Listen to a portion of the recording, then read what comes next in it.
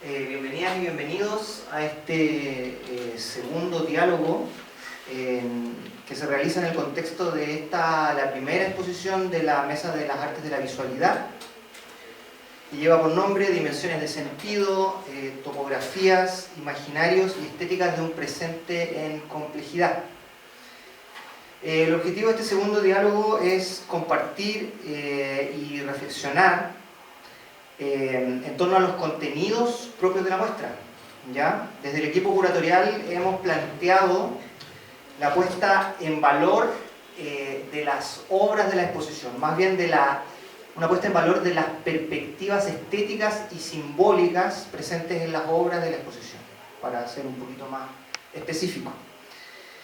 En este marco hemos invitado al filósofo y académico Cristian Suazo, quien está aquí con nosotros, nosotres, y nos compartirá en la reflexión de la relación arte y política en los diálogos sur-sur. Como parte del equipo curatorial queremos compartir algunos elementos propios de la experiencia museográfica que implicó la curaduría de esta exposición. Entonces, dicho lo anterior, vamos a dar inicio con la presentación introductoria a lo que ha sido el proceso museográfico de esta muestra por parte del equipo curatorial.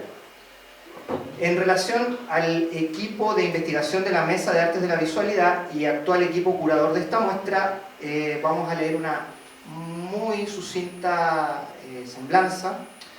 Podemos decir que Lucía Rey, quien está aquí a mi derecha, es doctorada en filosofía, magíster en teoría e historia del arte, además es académica y posee publicaciones en ámbitos especializados de arte.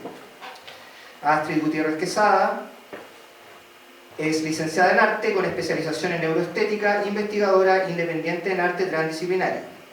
Y Mauricio Riquelme, aquí su servidor, es artista transdisciplinar y escritor con experiencia en desarrollo de proyectos colaborativos. Eso sería, bueno, ahora vamos a dar comienzo entonces. Vamos a dar la palabra a la compañera Lucía Rey. Buenas tardes, gracias por estar acá. Gracias por el interés de conocer los aspectos de contenido de esta muestra y también por tratar de desear implicarse también en un contexto más amplio sobre estos contenidos específicos locales.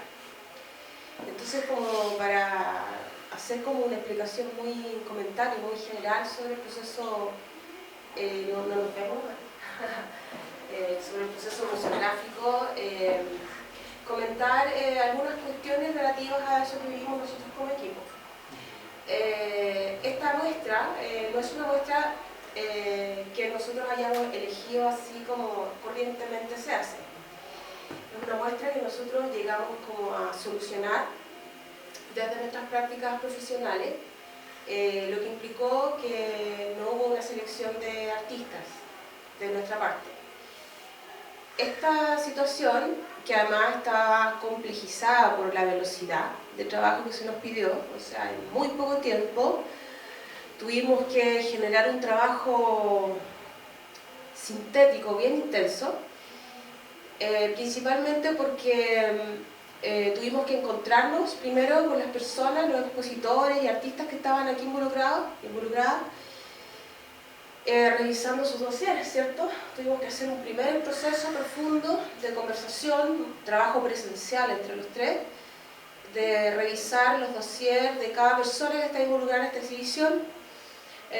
Luego entramos en otro proceso, que es el proceso de las entrevistas a cada uno, en donde estábamos los tres entrevistando a cada uno. Estamos hablando que fueron 20, ¿cierto? Entonces, ese proceso fue bastante largo e intenso, porque disponíamos de muy poco tiempo y también nuestras agendas tenían sus propios contenidos. Y por otra parte tuvimos un tercer momento, luego de este momento de entrevistas, en donde establecimos algunas preguntas estratégicas, nos reunimos presencialmente en largas jornadas para poder debatir y dilucidar los contenidos que estaban presentes en los trabajos y las obras propuestas. En ese sentido tuvimos que diseñar de una manera bien flexible mapas, diagramas de flujo, trabajar con conceptos, ¿cierto? Mover de un lado para otro artistas hasta que llegamos a la propuesta de las 5 áreas. No sé si ya vieron las 5 áreas, ¿cierto? Enseguida vamos a mencionarlas. Y si bien es cierto, hay muchas temáticas que pronto se cruzan, o sea que algún artista puede estar en varias temáticas.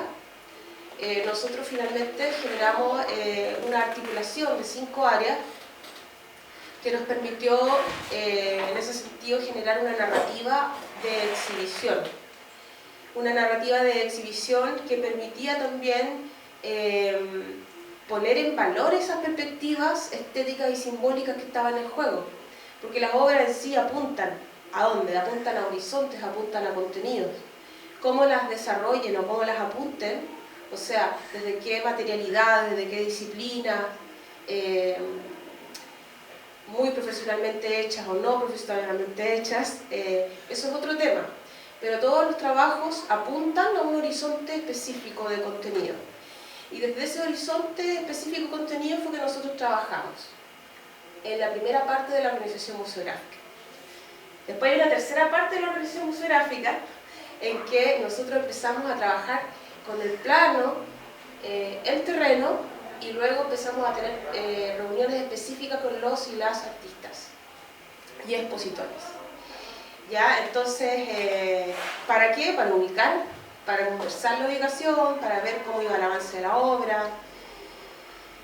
Bueno, luego que se genera ese proceso, se cierra el proceso de calendario de conversación con artistas y se ingresa a la elaboración de los contenidos, que son no solamente lo que ustedes vieron ahí en el muro, en la entrada, sino que hay en elaboración una página web donde va a estar el contenido completo de lo que se hizo, de lo que se preparó y reflexionó, para poner en valor estos horizontes, y también para la elaboración de las señaléticas que indican, ¿cierto?, cada área. Y bueno, finalmente está el proceso de montaje. Entonces, en este caso, el proceso de montaje fue sumamente complicado, porque en general los artistas que son más profesionales comprenden lo que significa el trabajo museográfico, el trabajo curatorial, y por lo tanto se comprometen con los calendarios. Pero los artistas que no saben mucho de estos procedimientos tienden a subvalorarlos. Y eso implica que se genera una complejidad y una obstaculización del trabajo colectivo. Por lo tanto, eso implica que el proceso de montaje se transforma un poco en una dificultad. Y ahí es que nosotros tuvimos que performativamente tener la flexibilidad suficiente como para poder pensar, porque las condiciones en las que nosotros recibimos este trabajo, esto es una conversación así, es el único momento que lo hablamos, porque este es el conversatorio, ¿ya? El que vino, vino, y el que no, era el video, qué sé yo. Pero, francamente, claro, nosotros nos propusimos no retirar ninguna obra, pese a que en la última semana hubo mucha atención en torno a ese problema. Pero nosotros ya nos habíamos propuesto, desde que aceptamos este trabajo, de no retirar ninguna. ¿Por qué? Porque no era el tema. No era el tema, etc. Y eso significó, wow, muchas, pero es típico que en los procesos de montaje están estas debates, sobre todo cuando está tan diverso el tema de las trayectorias profesionales, etc. Sin embargo, fue todo un éxito para nosotros, nos sentimos súper satisfechos.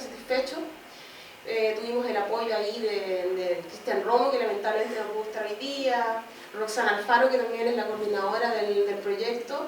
En conjunto logramos darle un buen cierre al proceso de trabajo, del cual nos sentimos súper tranquilos, sentimos que se logró el trabajo. ¿Se logró el trabajo en qué sentido? Disculpa que me extienda.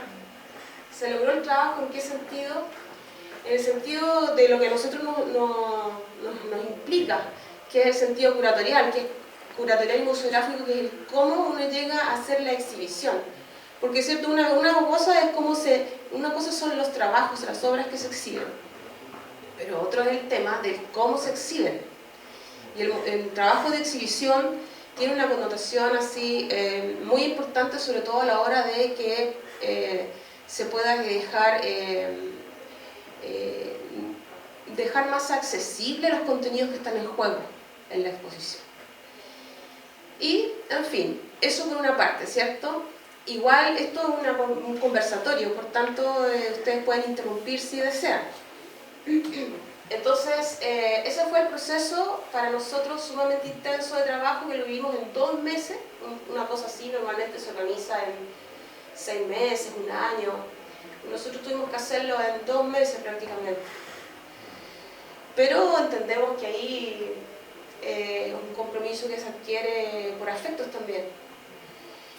Bien, entonces en ese contexto conformamos estas 5 áreas con el objetivo de poner en valor las perspectivas estéticas y simbólicas específicas de las obras en conexiones colectivas de temáticas y horizontes. O sea, también para que las obras tuvieran también un contexto más amplio, se entendieran también que hunden sus raíces no solamente en una cuestión específica, local o subjetiva, sino que también están incrustadas en una trama política que es muy difícil de evadir, digamos, y de invisibilizar. Por eso es que también decidimos traer a Cristian a trabajar esta temática. Y bueno, en virtud de eso es que voy a aportar esta charla. Entonces voy a comenzar presentando la primera área, que ustedes pudieron dar un ojo, ¿cierto? Voluntades críticas en la primera área, voluntades críticas al primer área, porque en el fondo la primera área es como un primer paso hacia el mundo social y el pensamiento crítico. Luego se va avanzando, ¿cierto?, hacia las otras, que vamos a ir explicando, pero es un proceso que va como cuando nosotros vamos entrando hacia una caverna, por decirlo así. Entramos con iluminación y perspectiva más amplia, y de a poco vamos llegando hacia una cosa más local, más específica, más interior, hasta que ¡pum!, llegamos hacia algo más ancestral. Y cuando ya logramos llegar a ese punto oscuro, es que ya podemos ver de cara la situación de la crisis distópica que está en la sala negra. Eso es un poco la narrativa estética que planteamos acá. Entonces, bueno, continuando, voluntades críticas. En esta área se agrupan obras con perspectivas sociales que pueden llevar a la crítica política, a la emergencia de los desechos ocultos y hacia preguntas sobre el lenguaje iconográfico contemporáneo. Ahí entonces nos encontramos con David Contreras. A través de una estética relacional, trabaja con iconografías y siglas para un registro social gráfico. Marcelo Letelier presenta su obra escultórica creada en el contexto del estallido social de 2019, y Augusto Gómez, que está aquí presente, instala volúmenes figurativos, contenedores de desechos sociales. En realidad lo que contiene es un misterio, que apuntan a un estado desolado de posguerra. Esa sería la primera área. Entonces pasamos a la segunda. Hola, buenas tardes. Bueno, me sumo a las palabras de mi compañera que resumen un poco todo lo que fue el trabajo previo. Y en relación a eso, a este recorrido, a esta caverna, ¿no es cierto?, que permite entender estas 5 áreas. La segunda área es perspectivas locales, donde se ubica Mauro Carvajal, Guillermo Granque y Cristian Castillo. Son 3 artistas que tienen una trayectoria local, y el nombre de perspectivas locales resurge a propósito de las conversaciones y de los diálogos que tuvimos con los artistas, en donde el modelo, ¿no es cierto?, viene a ser este paisaje, este territorio, este gran anfiteatro que es Valparaíso, desde una perspectiva de un ciudadano, ¿no es cierto?, que habita el cotidiano, ¿no es cierto?, de un territorio muy particular. Valparaíso, quienes vivimos en Valparaíso, reconocemos que no es un lugar que tiene cierta homogeneidad, ¿no es cierto?, se debe también a esta disruptividad, ¿no es cierto?, territorial que se imprime en cada una de sus calles, en cada uno de su paisaje arquitectónico también. En ese sentido, Mauro Carvajal, por ejemplo, es un artista que elabora, ¿no es cierto?, una síntesis, ¿no es cierto?, de un expresionismo en relación a lo arquitectónico y al territorio como paisaje propiamente tal.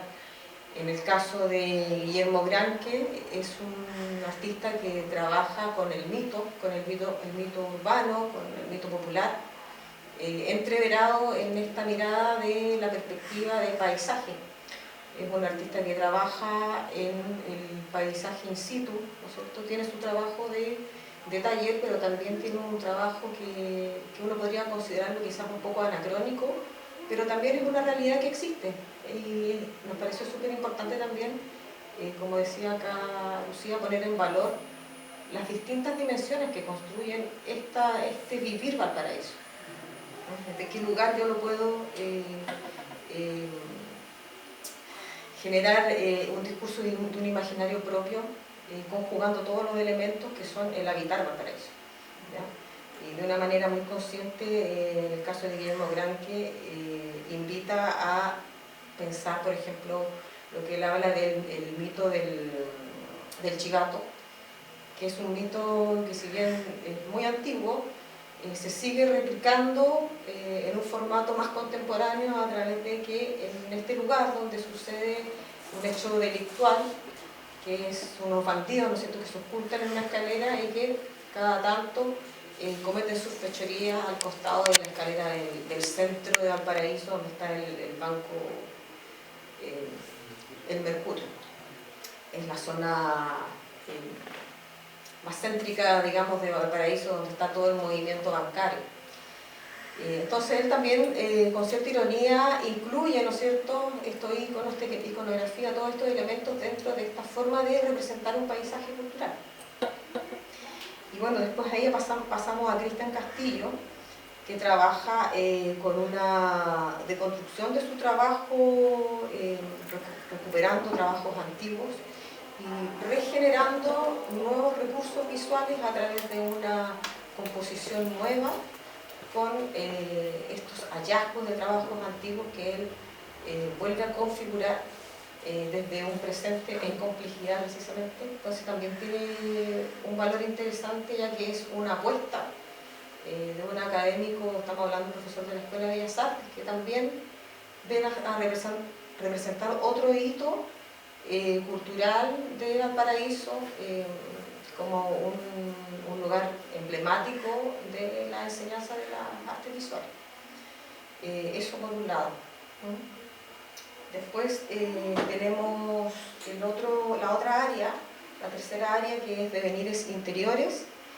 Ahí, bueno, devenires interiores, su nombre un poco lo esboza, ¿no? Tiene que ver con todas estas expresiones plásticas que nos invitan a habitar la introspección, a hablar de la muerte, a hablar del trauma, a hablar de cosas que quizás rozan más lo psicoemocional, ¿no es cierto?, que también viene a ser un estadio dentro de este recorrido de 5 momentos, ¿no es cierto?, como me gusta a mí decirlo. Podemos imaginarlo también como un recorrido psíquico, el pasar quizás por cada área, que es un poco la complejidad que habitamos nosotros como individuos en el cotidiano. Es muy difícil que uno pueda sentirse todo el día feliz o en un estado anímico más o menos constante, pero estamos sí viviendo un momento histórico, diría yo, de mucha rapidez, y esa rapidez también tiene que ver con nuestros estados emocionales. Tanto así que hemos llegado a expresarnos a través de emoticones, y eso es algo que también da cuenta de un momento histórico que evita también entrar en este lugar más introspectivo. ¿Ya? Entonces ahí tenemos a la Paola Vázquez, que es una artista con mucha trayectoria desde el grabado, que ella elabora toda una propuesta que tiene que ver con la luz y la sombra presente en la temática de la muerte a través del uso del grabado con un desplazamiento a lo tridimensional a través de la incorporación de restos óseos, ¿cierto? De animales muertos, digamos, que ella fue recuperando y que también tiene que ver ahí un componente muy íntimo, muy personal, que va de la mano con su trabajo y es declaradamente así, ¿no? Por eso también ocupa lugar y dialoga con estas otras artistas que están acá, que vendría a ser Paulina Pérez y Cecilia Alba. Paulina Pérez viene más de una tradición pictórica y es una artista que trabaja en especial en esta obra a través de su experiencia en pandemia. Entonces, si bien su temática quizás no es tan evidente, lo que detona su trabajo, el que está en exhibición en particular, sí ella nos comenta cuál es el movimiento interno que la lleva a desarrollar este imaginario, ¿no es cierto?, que si bien podríamos considerarlo también más tradicional, es interesante poner en valor en el contexto en que emerge, ¿no? El interés de poder hablar de resiliencia, ¿no es cierto? Todos vivimos lo que fue el estallido y, bueno, algunos lo vivimos más fuerte que otros, ¿ah? Quizás los que son más solitarios quizás no nos impactó tanto, pero sí es una realidad que muchas personas estuvieron creando en pandemia y ese proceso creativo también está presente acá a través de la obra de Paulina Pérez. Y bueno, frente a ella está Cecilia Alba, que trabaja con un trabajo tridimensional, una máscara, ¿ya? Una máscara que también nos remite a lo mortuorio, ¿no? A esto que tiene que ver también como con la finitud, con el carnaval, con la exacerbación también de la imagen. Es un recurso visual que nos pareció muy interesante en relación al diálogo que se armaba con estas otras obras.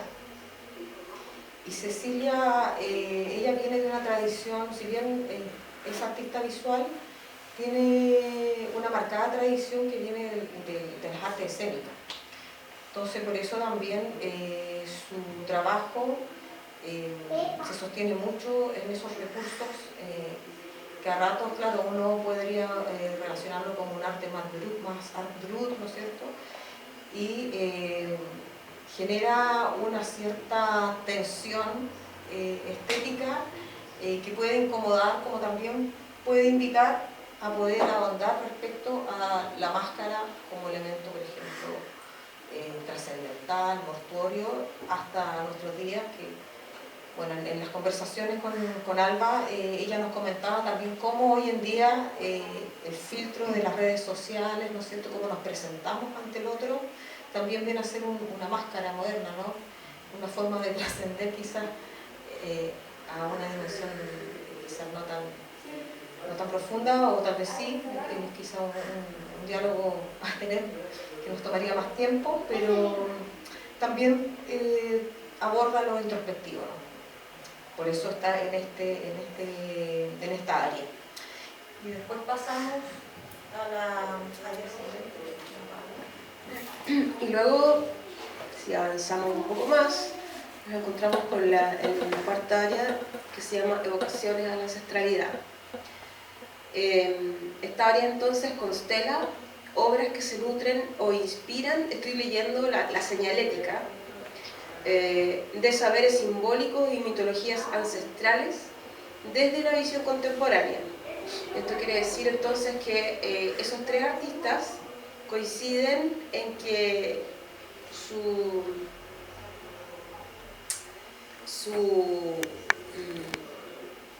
motivo, como dijera Cézanne, o sea, el lugar desde el cual se inspiran, son elementos ancestrales. Sin embargo, van y derivan hacia distintos lugares que los conectan a los tres porque los tres trabajan desde perspectivas contemporáneas. Entonces, constelan obras que se nutren o inspiran de saber simbólico y mitológico ancestrales desde una visión contemporánea. Cristian Romo, escuchando a la piedra, dialogando con ella, triangula el juego de la luz y la oscuridad como temporalidad trascendental. Es un trabajo que él viene realizando y construyendo hace bastante tiempo. Por tanto, él hizo un trabajo, son 3 esculturas que funcionan como una tríada, unidas a través del foco de la luz. Una de ellas tiene un agua, un recipiente de agua. Entonces, desde la luz y la oscuridad, él va jugando con este elemento del agua como un lenguaje de lo trascendental. También está la obra de Juvenal Barría, que es un video performance y foto. Señala e interpreta performáticamente la leyenda chilota del Macún desde un imaginario autobiográfico. Entonces él, como viene de Chiloé, se involucra autobiográficamente con esta leyenda chilota del Macún, ¿cierto? Esta leyenda de la capa del brujo hecha con piel humana, y lo usa como un recurso estético y metafórico, y ahí está la imagen fotográfica de él, si ustedes se fijan, con un trozo menos de piel en el abdomen, que sería como una metáfora de la piel quitada para volar, el vuelo, el que realiza metafóricamente, y que da cuenta de eso el video que está también ahí instalado, donde va recorriendo diferentes problemáticas de la isla. Y Rodrigo Silva, desde la escultura, dice, como relación mágica con el pasado, incorpora en la escultura códigos visuales de identidades ancestrales para un folclore contemporáneo. Entonces, si bien es cierto, a él le interesa estos códigos visuales mágicos, los trabaja desde una perspectiva, hacia una perspectiva de una escultura contemporánea. Es bien interesante su visión. Bueno, y finalmente, después de que ya el visitante, la visitante de esta muestra, ¿cierto?, ya hizo el recorrido por todas estas agrupaciones de estas áreas sensibles, tiene que dar la vuelta física, ¿cierto?, tiene que devolverse, desandar en el fondo para terminar en la sala negra, que es la sala que tenemos aquí al lado, ¿cierto?, en la que las obras agrupadas giran en torno al habitar la distopía. El nombre del área es el mismo, habitar la distopía. Entonces se trata de obras que surgen desde este habitar las tensiones de lo contemporáneo, tensiones que vienen dadas, por ejemplo, por las crisis ambientales que tenemos que atravesar, la devastación, no sé, las catástrofes, los incendios. Por otro lado, también una cuestión que se ha mencionado en muchas ocasiones, que tiene que ver con la falta de grandes relatos a los que aferrarse, el tiempo de crisis que estamos habitando, ¿cierto? Entonces todas las obras que están en la sala negra, en esta área, son obras que ejecutan el verbo del habitar en esta distopía. Entonces en este espacio tenemos trabajos de, bueno, está Pamela Espinosa. Ella desarrolla un trabajo con la materialidad que proviene de momentos ejemplares de devastación. Por ejemplo, trabaja con la escoria de las mineras, ¿ya? Lo pueden ver. También hay un trabajo de ella que utiliza restos de lo que fue la barricada que se llevó a cabo cuando se realizó la toma del Pozo 7, no sé si lo recuerdan, 2019, un momento ejemplar de visibilización de una realidad terrible que se habita aquí en la quinta región, lo que conocemos como la zona de sacrificio.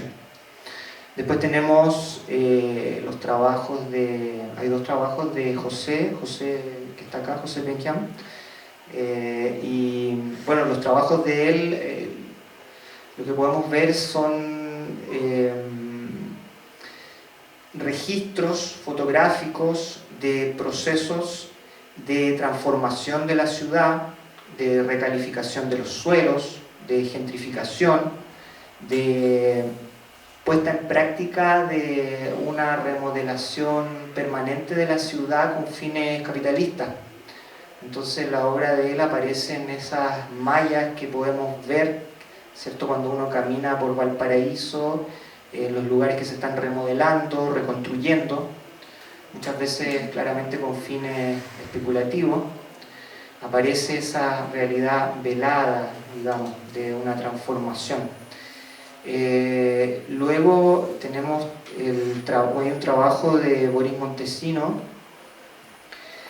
que hace especial hincapié en esta crisis de los grandes relatos, esta carencia de un gran relato. Entonces él se concentra en la pulsión de la gestualidad creativa a través del grabado, y él trata como de concentrarse en esa pulsión que después difícilmente puede ser resemantizada. Trata de poner la atención en esa inversión energética de la creación a través del grabado.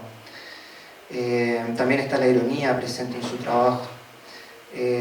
Finalmente tenemos el trabajo de Roberto Acosta, que lleva por nombre la catástrofe, los problemas no se resuelven, se administran con fines electorales. Eso es cierto, bien, lo dije bien. Y claro, en ese trabajo también se ve con fuerza esta necesidad de llevar a cabo un accionar irónico para poder seguir sobreviviendo en un mundo que se cae a pedazos en el fondo. ¿Ya? Es literal. Los problemas no se solucionan, se administran con fines políticos, y esa escritura encima de una fotografía de un lugar, de un edificio que está en ruinas, que está como en una zona patrimonial, un símbolo, digamos, de lo que siempre se pretende como se dice que se va a arreglar, que se va, no sé, que es como algo importante, pero al final sigue y pasan los años y eso está ahí, es una ruina permanente. Entonces, bueno, así a grandes rasgos, eso sería, digamos, perdón, sí, también se me estaba yendo, que también tenemos otro trabajo que es el trabajo de Lorena Mendoza, que es una alegoría del agua. Del agua, en lo que sucede cuando el agua se enfrenta al petróleo. Hay un grito, y eso ella lo alegoriza y presenta esta alegoría. Con eso ya se cierra el área, el espacio de habitar la distopía, ¿cierto?, que es, a fin de cuentas, el espacio final que proponemos como recorrido para el visitante de la muestra. Llevar a cabo toda esta experiencia y venir ya de vuelta de esta conexión con la situación mítica para volver sobre el presente más presente, y de aquí salir a la calle a continuar con la existencia, pero llevándose esta reflexión, por lo menos este desarrollo imaginario. Que lleva por nombre Dimensiones de Sentido. Exactamente, las dimensiones de sentido.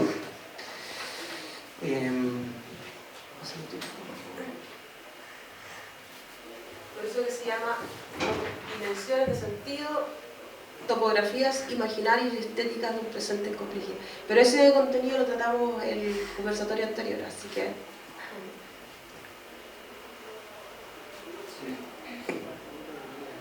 Bueno, ahora vamos a dar paso entonces a Cristian Suazo, quien, como ya se dijo, nos introducirá en la cuestión de arte política en el contexto de los diálogos sur-sur.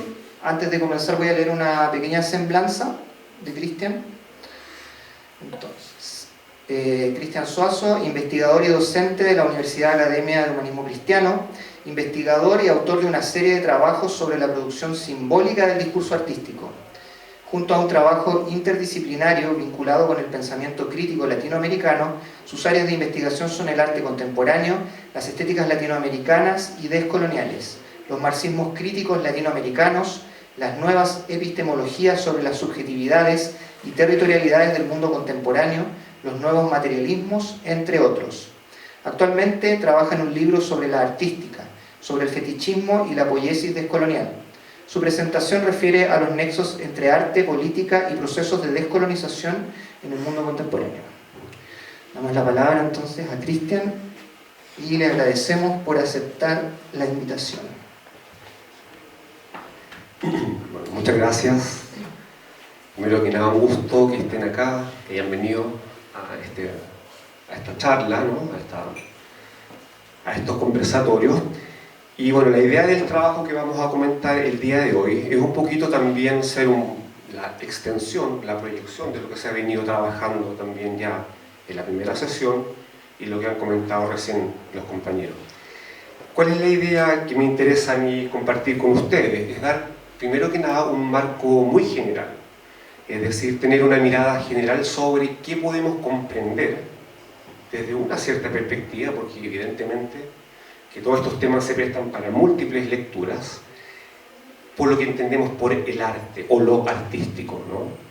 Y esto involucra, ciertamente, tener un mapeo general, para después poder quizás ingresar también en la ejemplificación y tratar de comprender, por ejemplo, con algunos ejemplos, cómo eso podría estar operando. Bueno, ¿qué es lo importante? Acá hay dimensiones del sentido, las topografías, los imaginarios y las estéticas de un presente en complejidad. ¿Qué es lo importante? A ver, lo primero que me gustaría acá enfatizar y compartir con ustedes es cuáles son los elementos o los niveles que componen la dimensión artística o la producción artística. Un primer elemento que habría que siempre considerar es que todo proceso artístico o toda producción artística está siempre inserta en un horizonte histórico. Como se lo comentaba acá muy bien, una dimensión contextual. Puede ser local, regional, nacional, global, como desde múltiples dimensiones. Pero siempre está involucrada esa dimensión fundamental de estar situada en un horizonte histórico. Eso es una condición, si ustedes quieren, constitutiva, que está siempre presente en el arte y va a depender de los diferentes tipos, movimientos y corrientes, cómo se hace cargo de esa dimensión, cómo se procesa. Ese es el primer ámbito, ¿no?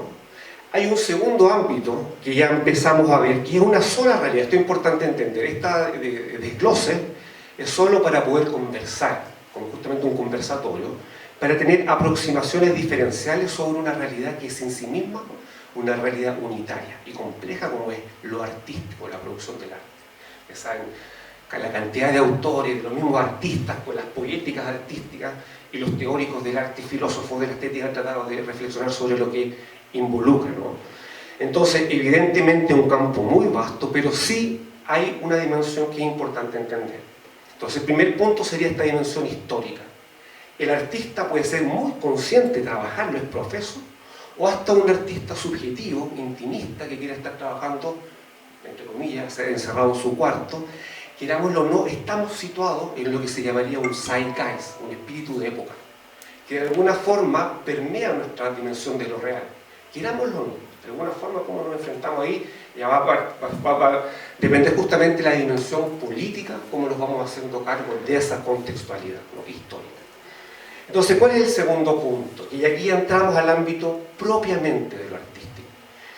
Y lo artístico, y esto es una tradición que, bueno, daría para hacer muchos cursos, seminarios al respecto, es que involucra lo propiamente artístico. O sea, sabemos que estamos necesariamente instalados en lo histórico, pero lo artístico es algo más. Y digámoslo en simple, es una recomposición, una remodelación, recreación de lo real, de este horizonte histórico. ¿Qué significa eso? Significa que estamos, el artista en este caso, ¿qué es lo que hace? Frente a la heterogeneidad del mundo existente, ya sea de sus sentimientos, de su afectividad, como de las denuncias geopolíticas, históricas, las discriminaciones coloniales, de género, lo que quieran, del horizonte histórico, ¿cómo procesa esa realidad? ¿Cómo la compone? ¿Cómo la modela? Y ahí viene la idea de, por ejemplo, bueno, en la tradición antigua, viene la poiesis. La poiesis es esta producción. Esta producción tiene una cosa que es importante, que también todos los artistas lo saben bien. Hay una base técnica también en la creación, en esta dimensión que es lo propiamente artístico. Todos sabemos que cuando, por ejemplo, trabajamos en pintura, con el tiempo vamos depurando nuestra técnica sobre una cierta dimensión que involucra esta recreación de lo real. Nosotros, para poder ingresar a esa dimensión de lo artístico, tenemos que tener una cierta técnica para poder recrear el mundo. ¿Cómo lo vamos a recrear? Por ejemplo, un ejemplo concreto. Por ejemplo, ¿cómo lo vamos a recrear? Desde una forma realista, ¿vamos a hacer una imitación mimética idéntica de la realidad? ¿O una dimensión surrealista, por ejemplo? Expresionista. Una dimensión donde está el referente de lo real, pero hay una composición totalmente desfigurada, donde hay una subjetividad del artista que está queriendo también, con esa dimensión, justamente reproducir, remodelar lo real. Entonces es muy importante esta dimensión. Siempre está esa idea, por ejemplo, en una película, que una obra, por ejemplo, pueda partir desde la mitad hacia atrás, cómo compone, todo eso es una composición artística, que significa que están los materiales de lo real, pero ahí viene la pregunta de lo propiamente artístico, el cómo. ¿Cómo lo vamos a hacer? ¿Con qué aproximación? ¿Desde qué punto de vista? ¿Cómo vamos a focalizar? ¿Cómo vamos a unir esos elementos? Todos esos elementos ya son propios del campo del arte propiamente tal. Y eso es muy importante, porque si uno lo quisiera decir una palabra, entre comillas, un poco más técnico, es cuando ya el arte comienza a controlar el referente, que ya no es la realidad, sino que es dentro de su propio dominio. Y puede así organizar qué cosa es lo que quiere hacer en última instancia, aumentar la dimensión expresiva de lo real. ¿Qué quiere decir? Entregar un mensaje. Quiere recargar eso real, al recomponer, al refigurar lo real, lo quiere recargar, lo quiere amplificar simbólicamente. ¿Ya? ¿Eso por qué? Porque quiere transmitir algo, un mensaje, ya sea una crítica, una dimensión afectiva, una afectividad negada, oprimida, subalternizada. O sea, eso es un poco lo que estoy hablando a muy grandes rasgos. Después vamos a ver con algunos ejemplos concretos para que pueda tener más asidero. Pero ese es un segundo punto clave. ¿Cómo componemos lo real? Y eso siempre es la decisión propia del artista, la composición de la obra, ¿no? Pero ahí tampoco se agota, para también darles hoy, hay una referencia a quienes conozcan un poquito, siempre en la modernidad se vio que el arte tenía que ir complejizando esa dimensión técnica, los lenguajes del arte, hacerse cada vez más técnico el lenguaje del arte, ¿no? Y eso fue como una suerte de progreso del lenguaje del arte. En el arte contemporáneo eso cayó totalmente en decadencia, en descrédito, como decía acá la obra sobre los relatos, y el arte contemporáneo que es justamente la penetración de lo real con toda la heterogeneidad, con el problema colonial, con el problema del racismo, que sobre todo desde lo último, la celebración de los 500 años ha sido un tema muy importante, ha ingresado también al arte. Ya no es solo el arte de los técnicos que manejan la técnica solamente, un arte por el arte, por ejemplo. Ese ya fue el paroxismo de un arte que quería estar totalmente autónomo, que ojalá no tuviera contactos con lo real. Tenía un sentido también, porque se veía que lo real estaba totalmente cosificado por la lógica capitalista, sobre todo en el primer mundo. Entonces, ¿cómo el arte quería responder a esa cosificación y alienación? Buscando un espacio, ojalá, de autonomía. La obra de arte, un espacio de resistencia. ¿Se dan cuenta? Pero claro, eso respondía a lógicas metropolitanas. Pero ahí no estaba el problema colonial, los países subalternizados de la periferia, el problema de la raza. Muchos otros elementos ingresan con el arte contemporáneo, cuestionando esta narrativa moderna del arte como esta evolución de lo técnico solamente, ¿ya? Eso es un punto solamente para que ahí se entienda. Pero hay un último elemento. Yo dije que habían tres grandes, si ustedes quieren, niveles. Y el último, el primero el histórico, el segundo es el artístico propiamente tal. ¿Cómo voy a componer lo real? ¿Qué lenguaje del arte?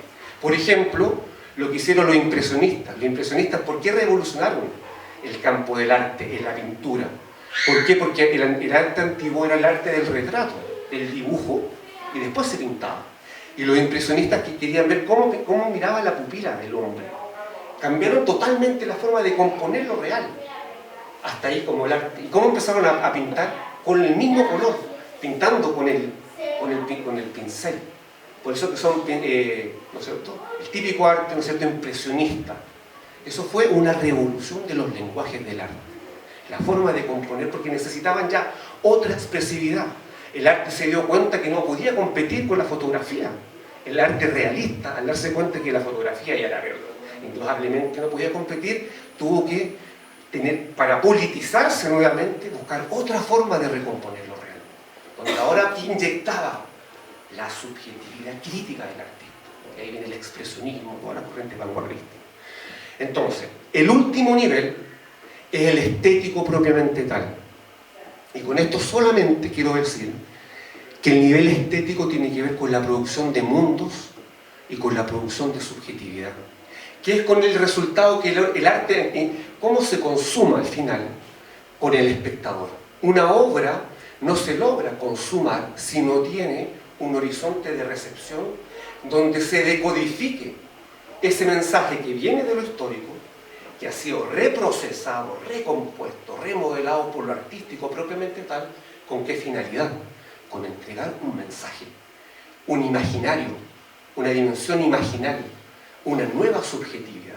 Y ahí las vanguardias, por ejemplo, el surrealismo, querían hacer una revolución, ¿no? Y no es menor, el constructivismo en Rusia participaron de la revolución. O sea, el arte y la política en el siglo XX tiene ejemplos concretos.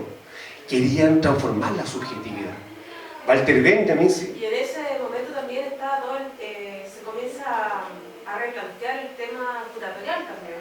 Desde el surrealismo, el Dada, desde el constructivismo empiezan a plantearse la importancia del tema exhibición. Eso...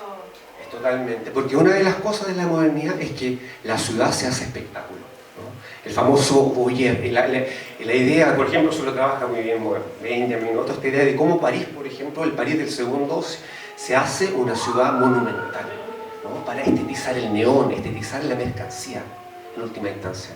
Entonces hay todo un tema muy potente que tú dices, y eso venía también de los famosos salones, los salones que habían en Europa sobre las ciudades europeas, ¿no? Que eran muy importantes para toda una escenificación de la modernidad.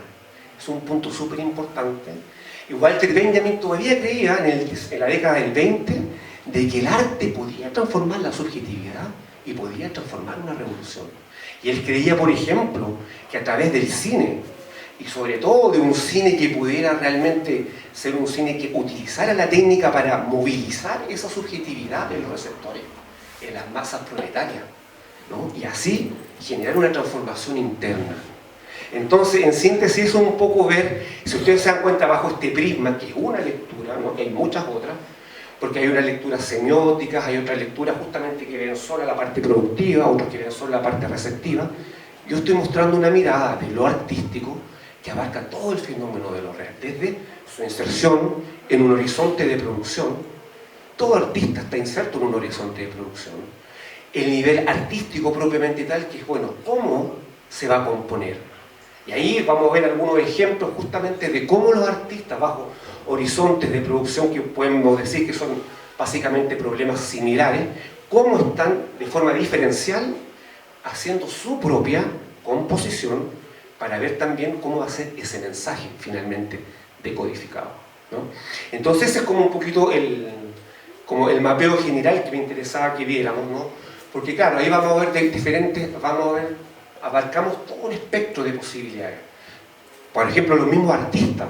Hay artistas que les interesa mucho el elemento histórico, hay otros que les interesa mucho más el elemento técnico, ¿no? Y hay otros mucho más que les interesa la producción estética. Y hay algunos que trabajan los tres en forma... Pero tener claros estos niveles nos permite a nosotros justamente materiales o herramientas para una comprensión, si uno quiere, más crítica de incluso de las prácticas en las cuales uno puede trabajar. Muchas de las obras que están acá también justamente pueden ser alimentadas bajo este prisma, ¿no? Por ejemplo, la problemática de habitar la distopía.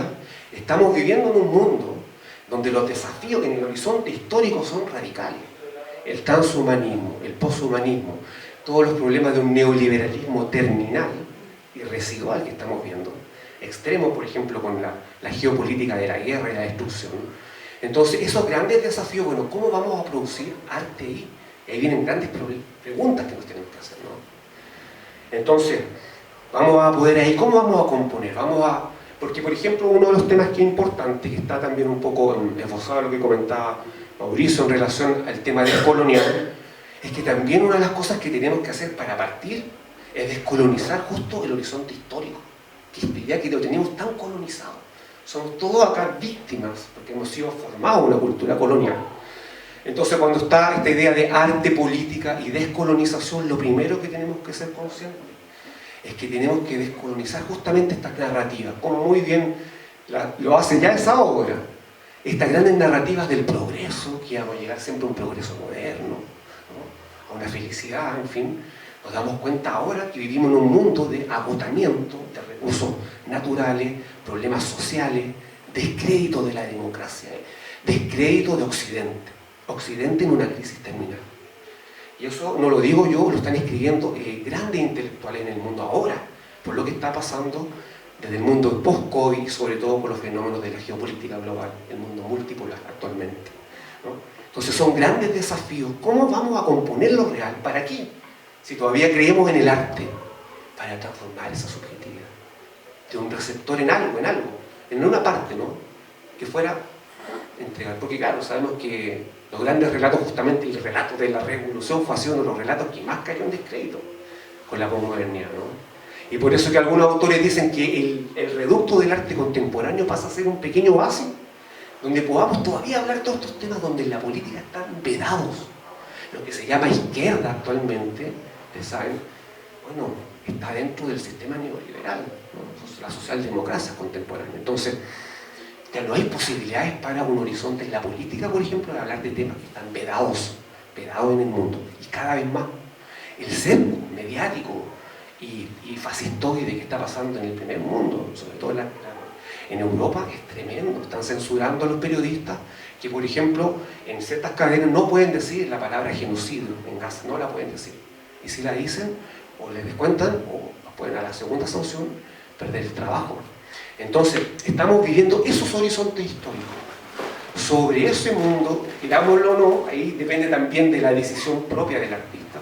¿Cómo nos vinculamos? Porque, como les digo, puede ser tan válido una producción subjetivista, como también hay trabajos acá en la muestra, que estén trabajando sobre esa dimensión y a lo mejor quieran politizar ese espacio de lo subjetivo. Puede todavía tener algún eco, alguna resonancia, o algunos otros autores que estén ya trabajando mucho más en profeso sobre estas temáticas que están viendo que son las que por todos lados nos están desafiando el pensamiento contemporáneo. De un arte hecho desde el sur, claro, como que no funciona, porque si no termina reproduciendo ciertos binarismos que ya se han visto que son fundacionales de Occidente. Por ejemplo, la misma idea de la oposición entre un movimiento global, un arte global, y versus un arte nacional. Eso también presenta como falencias más o menos considerables de cara sobre todo a retomar la idea que yo creo que es como de las más importantes de los diálogos sur-sur en el arte, que es ensalzar la posibilidad que tienen las artes de proponer imaginarios, de crear imaginarios, otros imaginarios, porque ahí es donde precisamente está la mayor crisis. Como dijimos anteriormente, y se ve también en la muestra que hay artistas que lo trabajan, esta idea de que evidentemente ya no hay un gran relato al cual acogerse, no hay una gran verdad, un gran discurso. Incluso cuando pensamos en el horizonte histórico, hace algunos años atrás, en los 90 por ejemplo, era bastante común en las escenas locales plantearse la necesidad de inscribirse como artista en una historia, que alguien te inscribiera, etc. Ahora, ¿en qué historia nos vamos a inscribir? ¿Quién escribe la historia? ¿Cuál de todas las historias? ¿Hay una historia realmente? O sea, partiendo por ahí, y la idea de estos diálogos sur-sur retoma esta problemática y trata como de generar otro tipo de cartografía, otro tipo de mapeos más horizontales, ¿cierto? En los que ingresan otro tipo de agentes creativos también, otras formas de arte que no son necesariamente los artistas que fueron a estudiar a la universidad, sino que muchas veces son artistas que tienen más relación con el arte popular, incluso esa misma dualismo que había histórico entre el arte popular y el arte como más de élite, más como culto, creo que es la palabra. Eso ya tampoco está, esa frontera está bastante desdibujada. Entonces yo creo que eso es como algo interesante, o al momento presente, de dar los desafíos del presente. Sí. Yo creo que de hecho tenemos que estar súper abiertos, por ejemplo, porque vivimos lamentablemente en Chile, una isla geográfica, más encima una isla mediática, por todo Occidente, un cerco mediático radical. Pero estamos viviendo transformaciones, pero increíbles en este momento en el mundo, porque se están dando justamente la sincronía del colapso de una serie de horizontes históricos que tienen larga data. de partida un gran horizonte histórico, todo el horizonte histórico colonial de Occidente, que son más de 500 años, que ahora por doquier, por el mundo, por ejemplo, con la emergencia de los BRICS, la conferencia de Shanghái, todo lo que está pasando actualmente, los procesos de descolonización en África, que no llegan acá, están pasando increíble en todo el mundo. Por ejemplo, la emergencia de la idea ya no tanto del Estado-nación, sino que los estados civilizatorios, como es India, China, que son otro concepto que nosotros no conocemos, porque Occidente siempre nos ha tenido colonizado. Entonces, por ejemplo, cuando tenemos toda esta mirada tan pesimista de la distopía y todo, esos son los imaginarios occidentales, no perdamos de vista eso. Entonces ahora tenemos que estar también un poco atentos, yo digo, en un estado, porque en el mundo está pasando una serie como placas tectónicas a la vez. Porque le digo, el primer gran horizonte que está colapsando, y que quiere decir colapsar, no significa que de un momento a otro, sino que está en crisis fuerte, es ese gran horizonte civilizatorio de 500 años de Occidente. Pero hay otro que se superpone a ese, que son los 70, 80 años de la hegemonía norteamericana, que desde la Segunda Guerra Mundial, de 1945, ese horizonte también está entrando en crisis. Estamos viendo en estos meses justamente ese tipo de situación. Pero también el horizonte neoliberal. Y el horizonte neoliberal se ha sabido adaptar muy bien, ¿no? Pero lo estamos viendo en situaciones que tienen que ver justamente ahora, por ejemplo, con la guerra. ¿Cómo no pueden parar la guerra, sobre todo por los intereses creados por la fábrica armamentística?